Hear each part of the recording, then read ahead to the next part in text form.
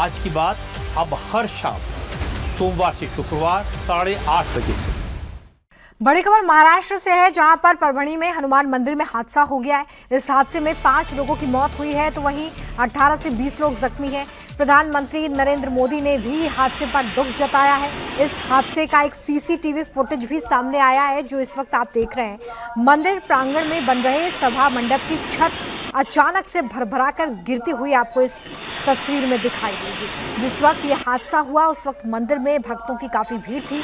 शनिवार है आज, और इस वजह से कई दिनों के मुकाबले आज वहां पर ज्यादा भक्तों की भीड़ पहुंची थी भगवान के दर्शन करने के लिए, लेकिन इसी दौरान ये हादसा हो गया।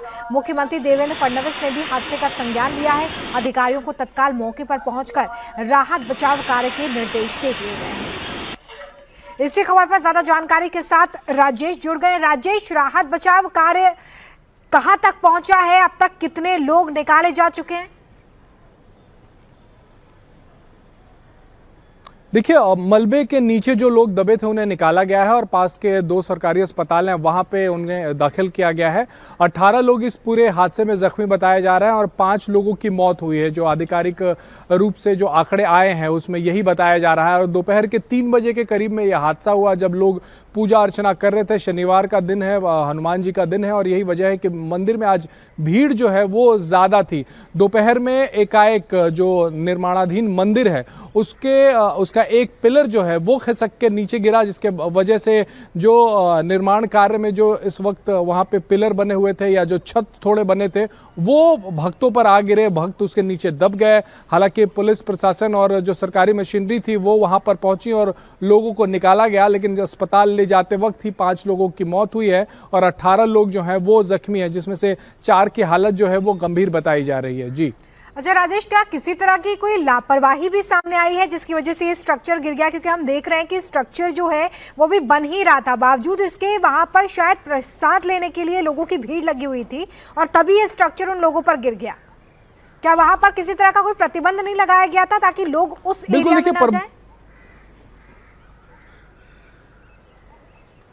देखिए, परभणी से थोड़ी दूर यशवाड़ी का ये पूरा वाकया है और जो वहाँ के अधिकारियों से जो बात है उनका कहना है कि जिसकी जांच चल रही कि क्या कोई लापरवाही तो नहीं बरती गई है, क्योंकि जो तस्वीरें वहाँ से निकल कर आई है या जो वहाँ के स्थानीय लोगों से बात हुई उनका कहना है कि बांस बल्ले का इस्तेमाल किया गया था इस निर्माण कार्य में, तो क्या उसमें कोई कमी रह गई थी? क्या निर्माण कार्य में कमियां थी जिसके वजह से मंदिर अभी बना भी नहीं था? तकरीबन 10 से 15% ये मंदिर अभी पिलर ही लगे थे और उसके बाद ये इस तरीके का हादसा हुआ। तो इसकी जांच जो है वो की जाएगी। मुख्यमंत्री ने भी इसका संज्ञान लिया है और जो तमाम बड़े अधिकारी हैं वो मौके पर पहुंचे और जांच के बाद ही साफ हो पाएगा कि कहीं कोई चूक तो नहीं हुई है। लेकिन 5 लोगों की इसमें मौत हुई है, यही वजह है कि इसमें जांच के आदेश दिए गए हैं। जी राजेश, क्या अभी भी राहत बचाव कार्य चल रहा है या इसे रोक दिया गया है? अभी इसको लेकर क्या अपडेट है?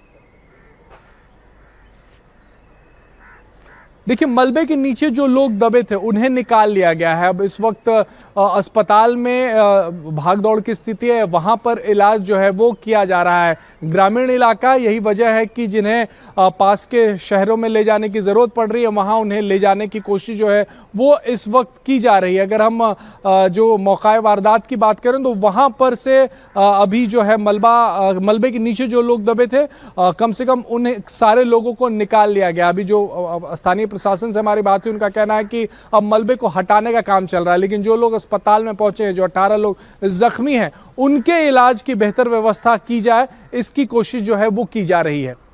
तो देखिए, तस्वीरें भी हम आपको दिखा रहे हैं जहां पर यह हादसा हुआ है, किस तरीके से पूरा का पूरा स्ट्रक्चर चंद सेकंड्स में भरभराकर वो लोग जो यहाँ पर प्रसाद लेने के लिए पहुंचे थे उन पर गिरता हुआ नजर आ रहा है। हालांकि जो लोग मलबे में दबे थे उन्हें निकाल लिया गया है, पास के अस्पताल में भर्ती कराया गया है। लेकिन सबसे बड़ी बात यही है कि जब मंदिर में निर्माण कार्य चल रहा था वहां पर इस तरीके से पिलर लगाए गए थे, हादसा हो सकता था इसका अनुमान भी है, अंदेशा भी है, तो फिर वहां पर लोगों की एंट्री क्यों बंद नहीं की गई?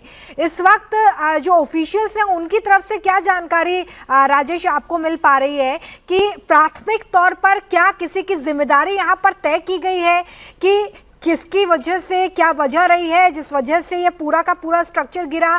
क्या जो लोग इस स्ट्रक्चर को बना रहे थे उनकी जवाबदेही तय हुई है? देखिए, जो प्राथमिक जानकारी आई है, जो वहाँ के ऑफिशियल से बात हुई है, उनका कहना है कि उस इलाके में बंदर बहुत हैं। तो तकरीबन 20 से 25 बंदर जो हैं, ये जो निर्माणाधीन मंदिर था उसके ऊपर लगातार वो धमा चौकड़ी कर रहे थे।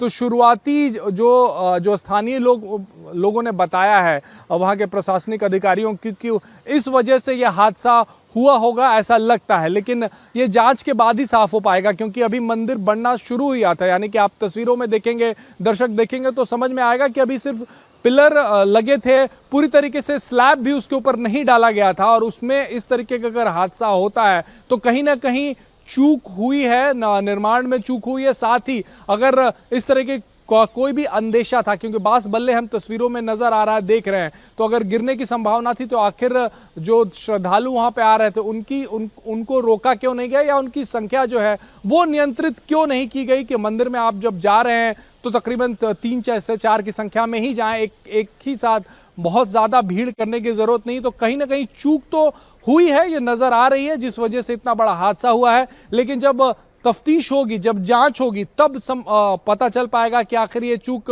किस डिपार्टमेंट की वजह से हुई है। क्या कंस्ट्रक्शन में कोई खामियां थी, या फिर मंदिर प्रशासन ने समय रहते ये एहतियात नहीं बरता कि जब निर्माणाधीन इमारत है तो अंदर लोगों को न जाने दिया जाए। जी बिल्कुल, देखिए शनिवार का दिन होने की वजह से वहां पर आम दिनों के मुकाबले भीड़ और ज्यादा थी, जो कि आप तस्वीरों में भी देख पा रहे हैं कि लोगों की भीड़ वहां पर खचा खचा आपको नजर आएगी। 3 बजे का समय, यानी कि दोपहर का समय, जब लोग वहां पर मंदिर में दर्शन करने के लिए पहुंचे थे, प्रसाद लेने के लिए पहुंचे थे, इसी दौरान जो निर्माण कार्य वहां पर चल रहा था, वहां पर जो स्लैब्स डालने का काम चल रहा था वो चल रहा था, लेकिन वहां पर किसी तरह का कोई प्रतिबंध नहीं लगाया गया था, जिसकी वजह से लोगों की आवाजाही लगातार उन तस्वीरों में भी सामने आ रही है जब ये स्ट्रक्चर पूरा गिरा। हालांकि जांच के आदेश दे दिए गए हैं, लेकिन यहां पर जवाबदेही किस तरीके से तय की जाती है कि आखिर किसकी लापरवाही की वजह से 5 लोगों की जान गई है, ये तय करना बेहद महत्वपूर्ण हो जाता है। बहुत शुक्रिया राजेश हमारे साथ जुड़ने के लिए और इस तमाम जानकारी के लिए।